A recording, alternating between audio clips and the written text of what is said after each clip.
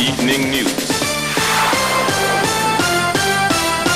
And a very good evening to you. I'm Sophia Cambridge with this Sunday, July 9th edition of the CBC Evening News. In our top story tonight, we start on a sad note. Barbados' Director of Public Prosecutions, Charles Leacock, has died. Reports indicate that he passed away in Florida earlier today after undergoing surgery last night. He was in his late 50s. The president of the Bar Association, Liesl Weeks, has paid tribute to Mr. Leacock as an eminent member of the legal fraternity. It came as a shock to the fraternity that the DPP had passed, and we, of course, mourn the sudden passing. We mourn the loss of one of our more eminent practitioners, a servant of the people as DPP for over 20 years. And our prayers go out to his family and friends and relatives. And the Bar Association president says the bar will pay full tribute to Mr. Leacock within the coming days. The DPP leaves to mourn his wife Betty and 2 teenage sons. Chief Justice Sir Marston Gibson has also expressed shock at the passing of the Director of Public Prosecutions, Charles Leacock. Sir Marston, who is in Arlington, Virginia for a judicial conference, said he and the DPP attended several events in just the last week and were looking forward to others within the coming weeks.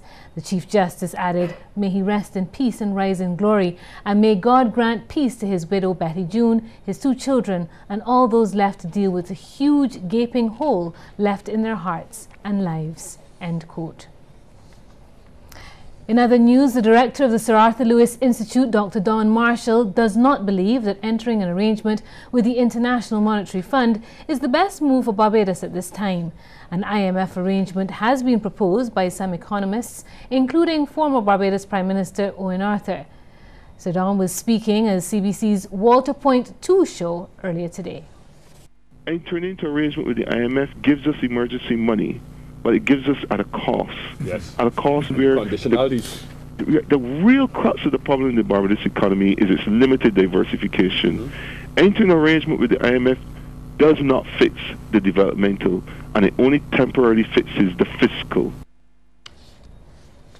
Well, on the 60th anniversary of the Barbados Employers Confederation, one government official is pleading with Barbadians to stay unified in the face of the country's economic challenges. Minister of Labour Esther Bayer-Suckoo made the call to those in attendance at the Confederation's Anniversary Awards ceremony. She says over the years the organisation has stood the test of time and has made an impact both locally and internationally. Now she's calling for unity as the country tries to manoeuvre its current challenges. I know that traditionally this is not the time for calls for unity. This is what some would call the silly season.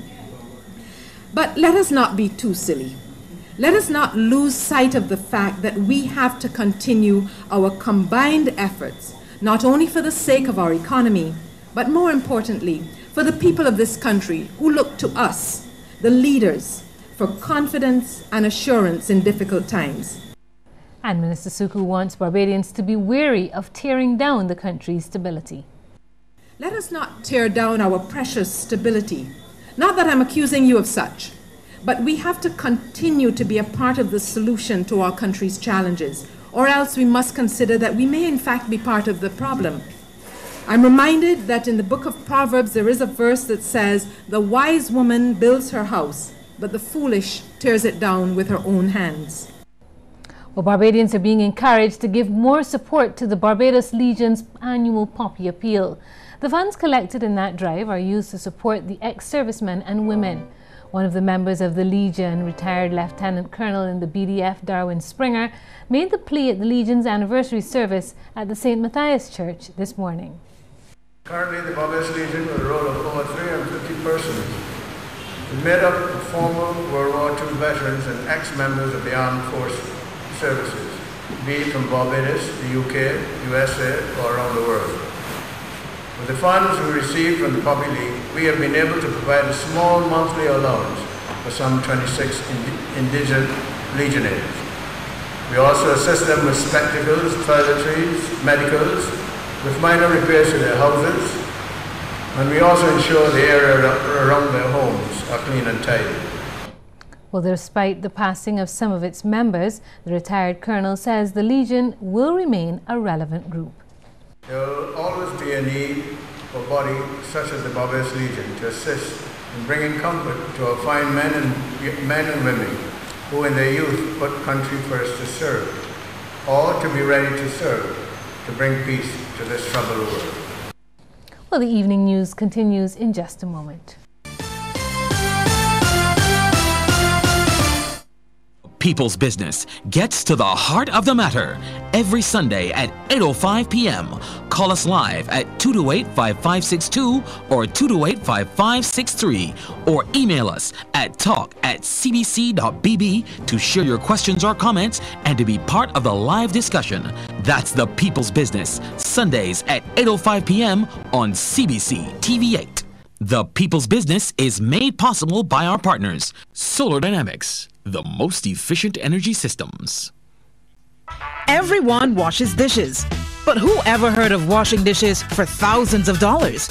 Watch the Beep Rinse and Shine Challenge on CBC TV8. The teams will race against the clock to outwash each other for $5,000 cash in the Beep Rinse and Shine Challenge, Thursdays at 9:03 p.m. on CBC TV8.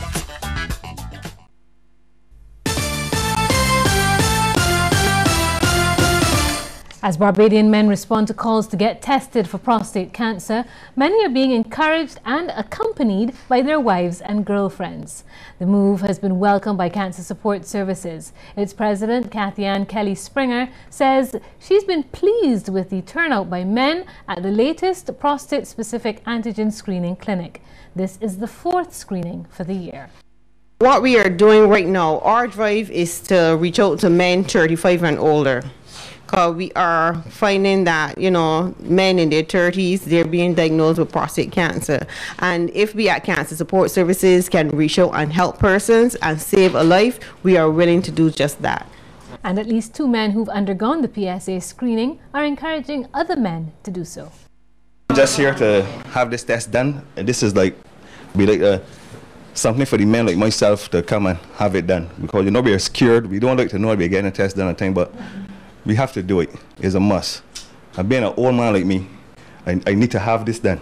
I would encourage all you men out there to come in and get your test done for prostate early detection.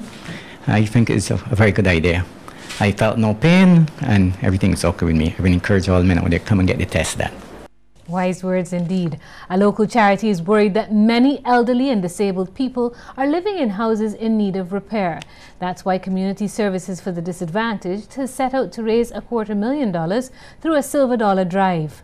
Founding Chairman Desmond Hoyt made the announcement this morning during a launch at Independence Square, the city.